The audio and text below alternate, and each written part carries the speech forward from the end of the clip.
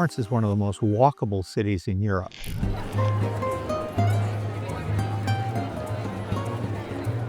But where you stay can make or break your trip. Too far from the center, you either have to take taxis or do a lot of walking. Too close, the middle of the action, it can be noisy. In this video, we'll break down the best and the worst places to stay in Florence based on our many trips here over the last 30 years. Whether you want peace and quiet or easy access to the places like the Duomo and the Uffizi, we can help you find the perfect place for you to stay during your visit to Florence. Hi, we're Ed and Ann from Our Big Italian Adventure. We help travelers explore Italy with confidence. Every year we spend time in Florence, visiting new places, revisiting old favorites, and helping our audience avoid the mistakes we made on our first trip. So we've stayed in a lot of different neighborhoods. To give you a sense of these neighborhoods, we'll talk about things like proximity. Can you walk to the Duomo, the Uffizi in 10 to 15 minutes? Noise and crowds. Are you hearing church bells and street vendors, or is it more late night, after midnight, bass from the neighborhood bars? Cost, charm. Does it feel like Florence or just like a generic city anywhere? And authenticity. Is the neighborhood full of tourists or are there a lot of locals? And we've seen how much where you sleep affects how much you enjoy Florence. We'll give you some bottom line recommendations based on your priorities, whether you're visiting for the first time, staying longer, or just looking for that quiet corner of authentic Florence. So let's walk through the most popular neighborhoods of Florence, discuss the pros and cons, who they're good for, and who should probably avoid them. Andiamo! Let's start with the neighborhood around the Santa Maria Novella train station. It's incredibly convenient if you're arriving by train or departing early in the morning. It's one of the cheapest central areas for hotels and Airbnbs, and you could often find double room for 110 to 140 euro per night, even in high season. And you're only a 10 or 15 minute walk from the Duomo and other attractions. But this neighborhood feels more transient than local. It's really a transportation hub where you'll see lots of tourists and lots of commuters. It's not a neighborhood where you're going to feel like you're really immersed in Florence. It's also busier and a little grittier than other parts of town. Not dangerous, but definitely less polished. And between the taxis, trains, and the bars at night, it's definitely noisier. If you're looking for an Airbnb, some of the best streets to stay on would be the Via della Scala, which runs from the station towards the river and lined with hotels and historic buildings. It's quieter the further you get from the station. The Piazza di Santa Maria Novella. It overlooks the church and it has more charm and fewer transient vibes than streets right at the station doors. The Via degli Avelli is a short street directly along the piazza, good for boutique stays with quick Duomo access. It's good to avoid streets directly facing the station entrance, the Piazza della Stazione, if you want less noise and foot traffic. Now, to give you an idea what hotels are in the area and their relative prices, and just this comes with a huge caveat. Hotel prices range greatly depending on the time of year and availability, so take everything we say with a huge grain of salt. For budget hotels, you could choose the Hotel Montreal or Tourist House B&B, which are priced about 150 euro. Some moderate hotels are the Hotel Pendini and Eco Urban Hotel that are in the 250 to 300 euro range. And there's a luxury hotel in this neighborhood, the Hotel Grand Minerva, that will cost you 1,000 euros and up. So the bottom line on the Santa Maria Novella neighborhood is it's good for budget travelers, short stays, and early train departures. It's not ideal if you're looking for charm, peace and quiet, or authenticity. Right in the heart of Florence is the Duomo area, and if you want to feel like you're in the middle of everything, this is the place. Your steps from the cathedral, the Duomo, Giotto's Bell Tower, and the Piazza della Repubblica. Step out of your hotel, and within minutes, there are restaurants, gelato shops, and churches. Everything you'd want to see and need and have to eat. But still, there's a certain charm to looking at your window or stepping outside your hotel, seeing the dome of the Duomo. Now know that the hotels here can be somewhat pricey, around €200 for a basic hotel, $350 to $700 for a mid-range, and $1,000 for a really top-end hotel.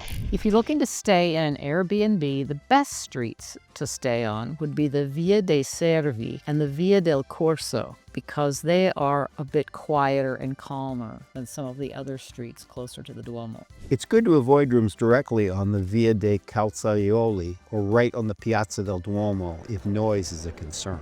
And look for upper floor apartments or rooms with double glazings to try to minimize the noise. Hotels in this area at the low end would be the Hotel Lorena and the Hotel Dali. And then moderately priced hotels, which are very nice, I might add, are the Brunelleschi and the Hotel Spadai. And for a luxury hotel right on the River Arno, you could try the Portrait Florence, which can run over $1,100 a night. So the bottom line is that the Duomo area is good for short stays, first-timers, and if someone who wants an unbeatable location. It's not so good if you want peace and quiet, or to avoid crowds, or to save money. Let's talk about two adjoining neighborhoods that we really like, Santa Croce and Sant'Ambrogio. East of the Duomo, they blend local living with historic charm. Santa Croce is famous for its basilica, for its artisan shops, and some lovely piazzas. Sant'Ambrogio, just to the north, is one of Florence's most authentic neighborhoods. It's home to the food market that most real Florentines use and a really lively food scene. You'll still be within walking distance of everything, 10 to 15 minutes to the Duomo, but it'll have a more lived-in feel and less touristy. You'll find everything from small boutique hotels to cute little B&Bs to some really nice Airbnbs. Now, the prices have gone up in this neighborhood, but it's still a great mix of value and atmosphere. But just be aware that the area right around the Piazza of Santa Croce can get really noisy at night, especially in the summer when students and bar crowds take over. Sant'Ambrogio is quieter and a bit more residential. In this area, the streets for Airbnbs and Verbos are Via dei Banchi, which is close to nightlife, fun but loud. Via Pietrapiana, Via Ghibellina, and the streets near Mercato di Sant'Ambrogio offer both charm and quiet. Avoid streets right on the piazza if you're a light sleeper. As for hotels, at the lower end is Hotel Leopardi, and then a moderately priced option is the Hotel du Sage. And finally, for a luxury stay, you could either try the James Suites Hotel or the Palazzo Firenze Baglioni. The bottom line on this area is it's really good for charm, it's authentic, foodies like it, and if you're going to stay longer, it can certainly be more affordable. It's not really good if you're a light sleeper or if you want the postcard view of Florence from the Duomo area right outside your door. Just north of the Duomo is the neighborhood of San Marco and Santissima Annunziata, the home of the Accademia Gallery, which is where the famous David statue is. This area can be very busy during the day because of the Accademia and also because of nearby language schools. At night, though, it's quieter than you would expect from central Florence. It's not the best for nightlife, but you'll have an easy walk to the Duomo and the train station. You can find a range of moderately priced hotels at Airbnbs, and you're just a few minutes from the historic center. This is a neighborhood full of locals going about their daily life. This is the neighborhood we stayed in on our most recent visit to Florence. We had a large one-bedroom Airbnb on the Via della Pergola. We really like staying in this apartment. If you stick around to the end of the video, we'll give you a tour of it, in fact. Now, the best streets to stay on, if you're looking for an Airbnb, would be the Via Cavour. In addition to the Via della Pergola, where we stayed, which was nice and quiet, other good streets to stay on are side streets like Via dei Pucci or Via Ricasoli, which are also quiet. We'd recommend you avoid busy intersections or streets facing the Accademia entrance. Some of the hotels in this area are the Roommate Luca or Arte Boutique Hotel for a moderate price. And then if you're going to go luxury, there are a couple of really good ones, the Four Seasons or the Roccaforte Hotel Savoy, and they both have hefty price tags. Big price tags. The bottom line on this neighborhood, it's a really good mix of some local feel, some reasonable prices, and good access to the main sites. Now, the only really disadvantage it has is you're not right in the center of action, if that's what you want. Cross the river and you're in the Oltrarno, which literally means across the Arno or across the river. You'll find a neighborhood that's more local, more artistic, a little bit grittier than what you find on the other side of the river. The Santo Spirito and San Frediano neighborhoods have a kind of a bohemian and artsy feel, and you'll find vintage shops and artisan studios and some of the best trattorias in the city in this neighborhood. It's where locals live and socialize, and over here you'll hear a lot more Italian spoken, particularly in the mornings when they go to have their coffee at the cafe. It's a charming area, but not quiet. The Santo Spirito Square, in particular the piazza, is known for its late-night drinking scene, especially on the weekends. So if you're staying nearby, be sure to bring earplugs. Expect prices to range from about €150 to €200 for a hotel or a B&B. But if you book early, some of those B&Bs in particular can be pretty trendy and a fun place to stay. So if you're looking for an Airbnb, the best streets to stay on would probably be the Via dei Serragli and Via Romana, because they're central, but they're calmer than the piazza.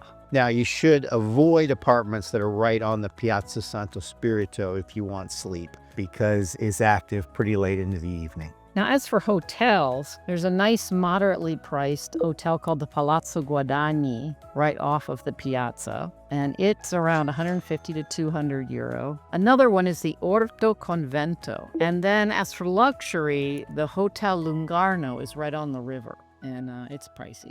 The bottom line is this neighborhood is great for charm, nightlife, creative travelers, and actually food lovers. There's a lot of good restaurants in this area. And as I said about the piazza, it's not great for light sleepers if you really want luxury or you're a first-timer wanting those Duomo views.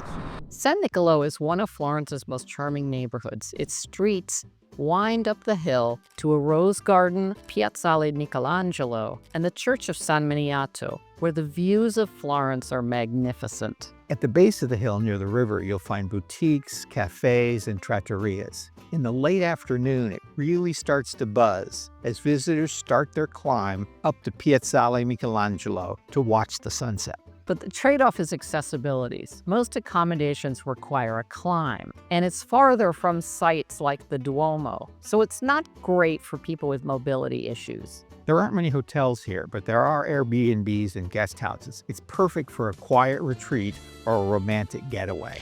So for Airbnbs, the best streets to stay on are the Via San Niccolò itself, runs through the middle of the village, and the Via di San Miniato for quieter spots with views. Now, this neighborhood definitely has a big avoid, which is avoid those streets too far up the hill if you don't want a long hike home or if you have any mobility issues. One reasonably priced hotel right down not too far from the bridge is the Hotel Sila, which is just a short walk to the river. The bottom line on this neighborhood is it's really good for peace and quiet. It's authentic, so it's great for a longer stay or for a romantic getaway. It's not really good if you're a first-timer to Florence and you're going to want to museum hop or really be around the key tourist sites most of the time, and certainly not for anyone with a mobility challenge. If you want a completely different experience, try Fiesole, a hill town just northeast of Florence.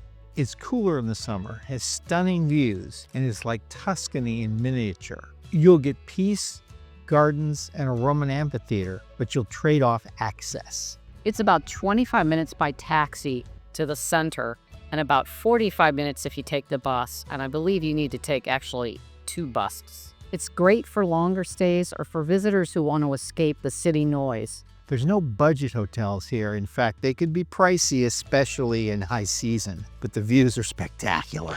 So if you're looking for an Airbnb, the best streets to stay on would probably be anything around the Piazza Mino or the monastery. What you probably want to avoid are the steep hillside roads, unless you have a car or very strong legs. As for hotels, Via Fiesole is moderately priced. You'll find true luxury at Il Salviatino or the Villa San Michele. And there are some really nice agriturismi in the area as well. Bottom line, Fiesole is good for great views, peace and quiet, summer stays, or longer trips. It's not ideal if you're a first-time visitor to Florence and you want to spend most of your time in the city center, or if you're looking for nightlife. When we were talking about the San Marco neighborhood, we mentioned that we had stayed there at a place called Pergola 35.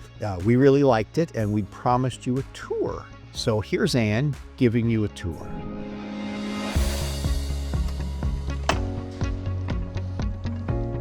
So here's our Airbnb, which is not too far from the Duomo, and very nice. We have a living room with a smart TV and a fully equipped kitchen, including dishwasher and everything we need. Nice table to eat at and a cupboard with all the stuff in it, including American-sized coffee mugs. That's unusual. And then down the hall, a wonderful modern bathroom and a big bedroom. And we are on the rear of the building, so it's extremely quiet here. No traffic. Nice bed, an armoire, and then a little day bed in case you have a child with you. And that's it. Very comfortable, very spacious. If you're interested in staying here, here's the owner to tell you a little bit more about it, and we'll put a link in the description. Buongiorno, sono Lorenzo, sono il proprietario di Pergola 35 Apartments, una struttura in centro a Firenze in via della Pergola appunto. La nostra struttura è composta da 7 appartamenti, quasi tutti differenti l'uno dall'altro, e ci rivolgiamo a un'utenza prevalentemente turistica. Cerchiamo di sviluppare al meglio il nostro lavoro per far sì che i nostri ospiti siano sempre soddisfatti. Vi aspettiamo qui da noi, e vi ringrazio e vi saluto.